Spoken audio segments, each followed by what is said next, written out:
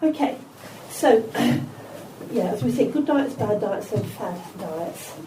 So there's a whole page, a whole raft of stuff in Nutrition for Dummies on page 173 about healthy eating.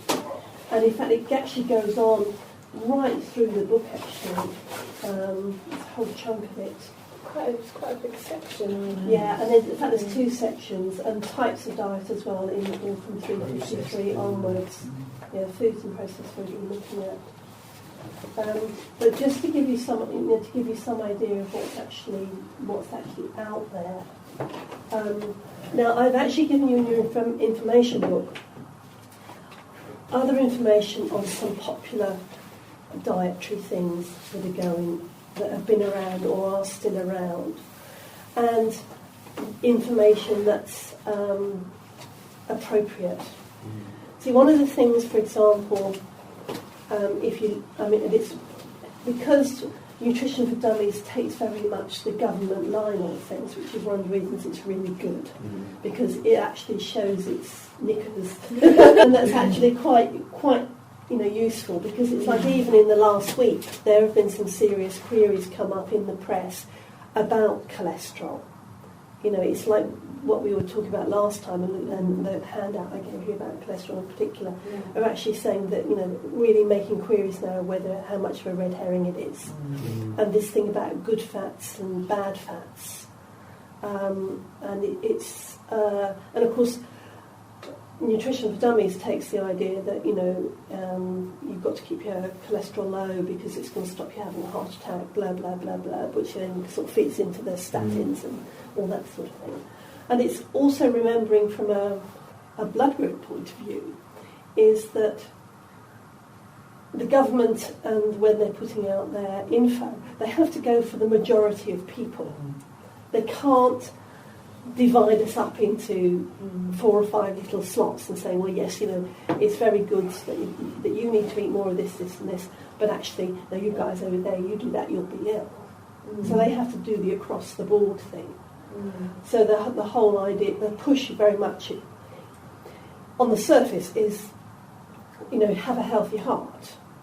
But in fact, fewer people die of heart disease now than they used to.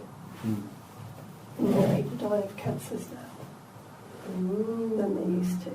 So it's almost like, obviously people's diets have been changing anyway, but you've got to bear that in mind when you read Nutrition for Dummies. It is very much the government towing the government line. But then that's useful, because otherwise to get what the government thinks at the moment, you're going to have to go off and surf on the internet.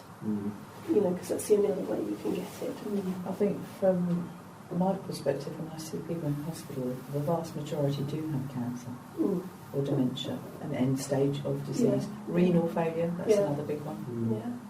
Don't see a lot of I don't get a lot of stroke victims that come into my ward, but they do in Newton ward. But most people are diagnosed with hypertension. And of course, hypertension, if you look at it holistically, is a lot to do with unresolved stress. It's like you've got to go back into childhood, teenage years to deal with the core stresses there to release the hypertension. Which was the war. For a lot of people, so you're not going to be able to wave a magic wand at that with a pharmaceutical easily. It's like from a pharmaceutical point of view, it's take this will fix it. And of course it doesn't last a lifetime. Okay, so some of the named diets. So out of interest, what diets do you know that named diets that you can think of? Atkins. I'm going to say it's macrobiotic. That's a way of doing it. But it's also diet. Okay. What else? The hay diet. The hay diet, Gotcha. Like being a vegan or vegetarian.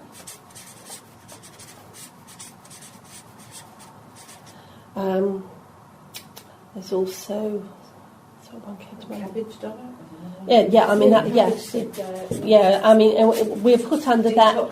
We're put under that cabbage, grapefruit, you know, all the other ones that like named those sorts of diets. Yeah. Oh, there's one that my Zilla does. It's I don't know what you call it, but it's where you don't eat anything for one day. And then fast food. Is that what it's called? It's called the fast diet. Yeah. The 252 or something. Yeah, that's right. Fast diet. Yeah. And she's actually. I'll go on to doing that. Yeah, I'll go on to that. Yeah. There's real raw food diet as well. Yeah, that's an interesting one. Yeah. It's an interesting one. I'd like to know more about that. Actually. Yeah. I've got a book on it at home. Yeah, that's it. That's interesting from lots of points of view. That one. That's one of those. I think because if you're looking at it through the A verdict way or Eastern philosophy, that you need foods that heat you up and are actually hot. Yeah, it depends what type you are. Yeah, you know. So it's not suitable for everyone. Right. So if we go through low fat. Yeah. God help us. Yeah. Weight Watchers. Oh yeah, and there's Weight Watchers, Slimmer's World. Oh, what's that one where you're on these stupid biscuits and slurps? Oh, Cambridge. Slim Fast. Yeah, Slim Fast. My sister was on that. There's several like that. Oh, it's a hideous thing. There's several like that. Yeah. Is that the one where you just have a shake for yeah, that's right, yeah. And for breakfast and you can pig out in the evening? Yeah. No, you don't pig out in the evening. No. That's right. Yeah. You buy these special nutrition bars. Oh. Yeah. So you don't have proper food at all. Yeah. Oh, okay. You're on these shakes and these bars. Yeah. And then when you come off the diet, you binge and all the weight goes back on and you're violently ill with every virus you can think of. And also, yeah. So we'll go back to one, because this is what I mean by good diets, bad diets and fad diets. Yeah. Because some of these and some of the others we're looking at, you know, some have got riders to them. Yeah. Things like the raw food diet, vegan, whatever, they've got riders to them. You know, it's like, okay, but you have to make sure of X, Y, Z. Yeah. Some of them are good diets. But again, sometimes they're going to have riders. Some of them are definitely, I think diet is probably, you know, the, what they call it, yeah, it's not really a description you can call for what they actually set out to do. And of course, fad diets, yeah. See, the thing with the government at the moment is very much this thing about trying to get people to lose weight because collectively our weight is going up. Right. And one of the things that they trying to also get people more active. Now the trouble is that they're actually two different things. Exercise makes you fit, can make you lose weight a bit. And this is coming from someone who comes from a family of marathon runners and triathlon people. I can also tell you that exercise can sometimes cause more problems in the long run than it solves. Especially if you've got weight problems and you like go running or something. Yeah, I mean, so it's not as clear. It's not as clear cut. Yeah. And again, there are very, very specific stuff to do with exercise. And then you have the weight issue.